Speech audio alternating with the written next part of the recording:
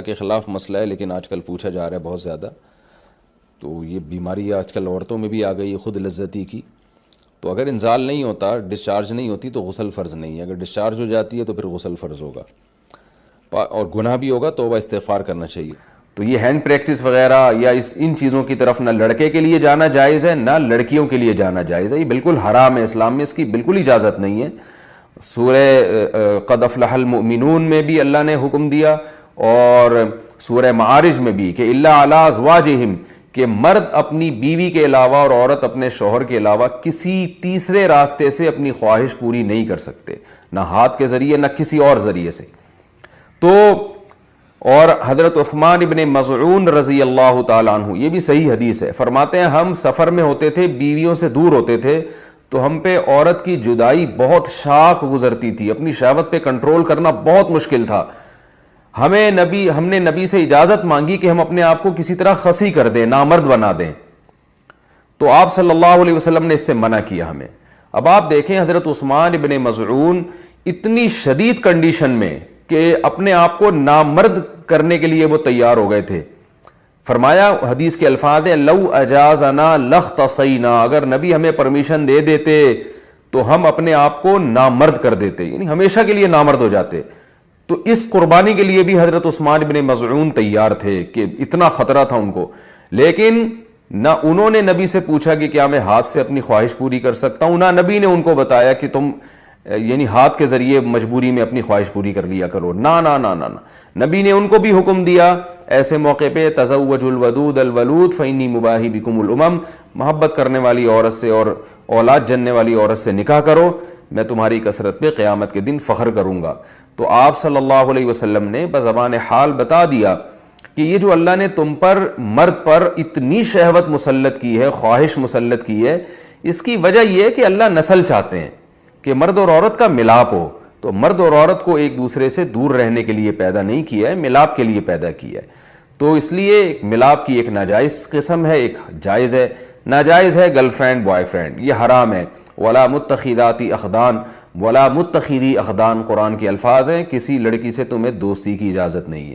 اور جائز طریقہ کیا ہے جو سورہ مومنون میں اور سورہ معارج میں اللہ نے بیان کیا، الا علی ازواجہم، کہ اپنی بیوی بنا کے اپنی خواہش اس سے پوری کرو. فإنہم غیر ملومین، اور اللہ نے فرمایا یہ لوگ قابل ملامت نہیں ہیں. اگر نکاح کے ذریعے آپ خواہش پوری کرو گے تو آپ کو دنیا تو ملامت کرے گی، لیکن اللہ کی نظر میں آپ کو سرٹیفکیٹ مل گیا کہ آپ قابل ملامت نہیں ہیں.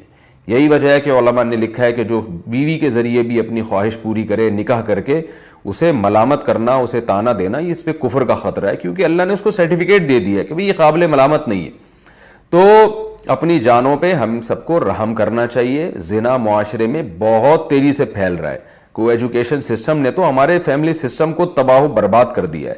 تو اللہ میاں نے جو اجازت دی ہے الا علی ازواجہم او ما ملکت ایمانہم، اور کیا فرمایا فمن ابتغى وراء ذلک، جو نکاح کے علاوہ، اللہ نے ذالک جو ہے نا اس میں اشارہ ہے، ہاتھ سے اشارے کے وقت یہ ذالکہ کا لفظ استعمال کیا جاتا ہے. گویا اللہ نکاح کی طرف نا بیوی کی طرف اشارہ کر کے کہہ رہے ہیں کہ اس کے علاوہ کوئی اور راستہ اگر تم نے اختیار کیا.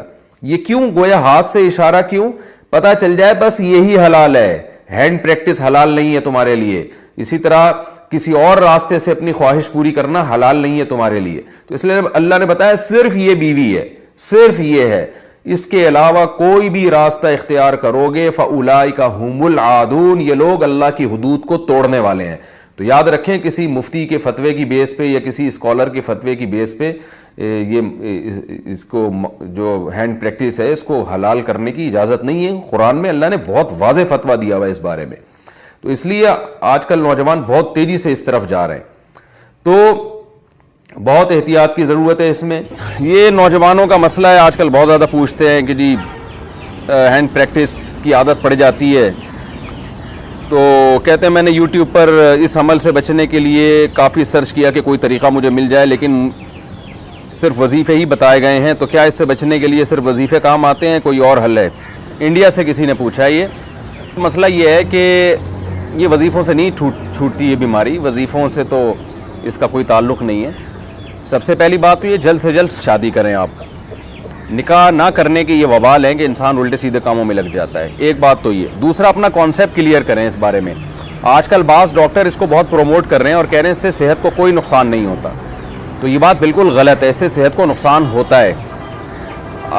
اس بارے میں ایک اور ڈاکٹروں کی رائے بھی یہی ہے, یہ نہیں جو میں بات کر رہا ہوں, اس کو بھی ڈاکٹر اس کی تائید کرتے ہیں. بعض ڈاکٹر کہتے ہیں اس سے نقصان ہوتا ہے. اور سب سے بڑی بات یہ کہ ڈاکٹروں کی تحقیق بدلتی رہتی ہے. ایک چیز جو نیچر کے خلاف ہے, ایک چیز جس سے اسلام نے روکا ہے, وہ صحت کے لیے مفید نہیں ہو سکتی. ایک پروسیس رکھا ہے نا, ایک نیچرل پروسیس رکھا ہے, آپ اس سے ہٹ کے کسی اور طرح سے اپنے آپ کو ڈسچارج کرنا شروع کر دیں تو یہ کیسے پاسبل ہے کہ نقصان نہیں ہوگا. آج ڈاکٹر کہہ رہے ہیں نقصان نہیں ہے, کل یہی ڈاکٹر کہیں گے تباہی بربادی ہو رہی ہے. تو پہلی بات تو اپنا ایک کانسیپٹ کلیئر کریں کہ اس سے صحت کو نقصان ہوتا ہے. کیونکہ اگر آپ نے یہ مان لیا نا کہ نقصان نہیں ہوتا تو پھر موٹیویشن اور زیادہ کمزور ہو جاتی ہے. اس سے انسان کہتا ہے کہ کوئی نقصان تو ہے نہیں تو کرتے رہو. تو آخرت کا تو نقصان ہے, دنیا کا بھی اس میں نقصان ہے آپ کا, اور وہ نقصان مینٹلی بھی نقصان ہوتا ہے اور باڈی کو بھی نقصان ہوتا ہے. اس پہ میں دلائل سے کلپ ریکارڈ کروا چکا ہوں, ابھی میں اس کی ڈیٹیل میں نہیں جاؤں گا. آپ میرا وہ کلپ سن سکتے ہیں, یوٹیوب چینل پہ موجود ہے وہ, کہ اس سے باڈی کو, صحت کو کیا کیا نقصانات ہوتے ہیں. اور یہ جو ڈاکٹر لوگ کہہ رہے ہیں نا کوئی نقصان نہیں, بالکل غلط کہہ رہے ہیں. کل کہہ دیں گے کہ نقصان ہے. تو سائنس کی تحقیقات بدلتی رہتی ہیں اور بہت سے ڈاکٹر کہہ بھی رہے ہیں کہ نقصان ہے اس سے. تو دوسری بات یہ کہ اس کو ایک تو عزم کرنا ہے کہ آپ نے اس کو چھوڑنا ہے. جب تک آپ پکا عزم نہیں کرتے کوئی کام ہوتا نہیں. دوسرا کام آپ نے یہ کرنا ہے کہ جی آپ یہ دیکھیں کہ کن اوقات میں آپ اس عمل میں زیادہ مبتلا ہوتے ہیں. عام طور پہ نوجوان جب رات سونے کے لیے لیٹتے ہیں تو نیند نہیں آ رہی ہوتی, تو پھر اس طرف دماغ جانا شروع ہو جاتا ہے. تو آپ نے سونے کے لیے اسی وقت لیٹنا ہے جب گہری نیند آنا شروع ہو جائے, اور لیٹتے آپ موبائل دور رکھیں اپنے آپ سے, اور لیٹتے ہی آپ کی آنکھ لگ جائے, ایسا ٹائم ہونا چاہیے. کتاب بھی رکھیں اپنے سامنے, اپنے سرہانے پر, کتاب کا مطالعہ کرتے کرتے سو جائیں. اسٹڈی کرتے ہوئے بہت اچھی نیند آ جاتی ہے انسان کو. ایسے تکیہ لگایا, اسٹڈی کرنا شروع کیا اور سو